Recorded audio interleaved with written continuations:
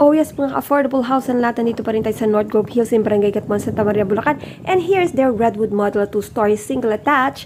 And dito sa harap, pwede pa kayong makagawa ng inyong pocket garden.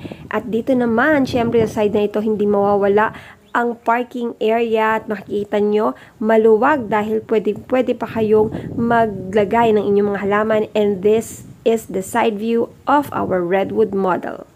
Dito sa space na ito, nako, napakagandang tambayan, pwedeng extension din ng kitchen, pwedeng storage area, pwede rin kayo makagawa ng mini playground para sa inyong mga kids, at dito sa likod ang service area or laundry area.